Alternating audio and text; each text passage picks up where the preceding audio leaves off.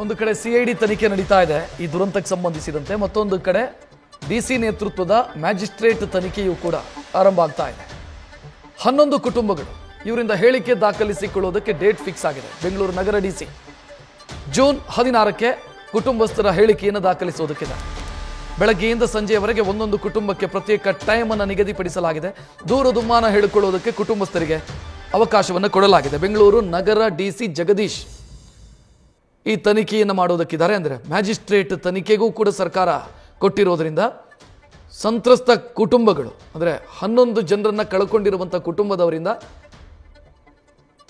ದೂರು ದುಮ್ಮಾನವನ್ನು ದಾಖಲಿಸುವುದಕ್ಕೆ time fix ಆಗಿದೆ. 16ನೇ ತಾರೀಕು ಒಂದೊಂದು ಕುಟುಂಬಕ್ಕೆ ಒಂದೊಂದು ಟೈಮ್ ಅಂತ ಫಿಕ್ಸ್ ಮಾಡಲಾಗಿದೆ.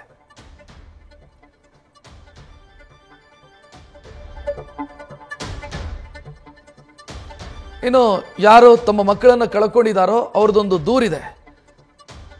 ಅವ್ಯವಸ್ಥೆಯ ಬಗ್ಗೆ ಅವ್ರದ್ದೊಂದು ವಿಚಾರಗಳೇನಿತ್ತು, ನಿನ್ನೆಯಿಂದಲೂ ಕೂಡ ಅವ್ರು ಮಾತನಾಡ್ತಾ ಇದ್ದಾರೆ.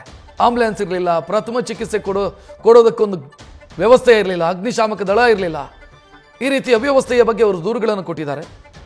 ಆ ಕುಟುಂಬಸ್ಥರಿಗೆ ಈ ದೂರನ್ನು ಅಧಿಕೃತವಾಗಿ ಸರ್ಕಾರದ ಮುಂದೆ ದಾಖಲಿಸೋದಕ್ಕೆ ಅಥವಾ ಈ ಆರೋಪಗಳನ್ನು ಅಧಿಕೃತವಾಗಿ ಸರ್ಕಾರದ ಮುಂದೆ ದಾಖಲಿಸುವುದಕ್ಕೆ ನಾಡಿದ್ದು ಸಮಯ ನಿಗದಿಯಾಗಿದೆ. ಮಕ್ಕಳನ್ನು ಕಳ್ಕೊಂಡ ನೋವಲ್ಲಿರೋ ಕಾರಣ ಅವರನ್ನು ಮಾತನಾಡಿಸೋದಕ್ಕೆ ಸಾಧ್ಯ ಆಗಿರಲಿಲ್ಲ.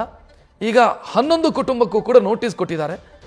ನಿಮ್ಮ ಹೇಳಿಕೆಯನ್ನು ದಾಖಲಿಸಿ ಅಂತ ಒಂದೊಂದು ಕುಟುಂಬಕ್ಕೆ ಪ್ರತ್ಯೇಕ ಸಮಯವನ್ನು ನಿಗದಿಪಡಿಸಲಾಗಿದೆ.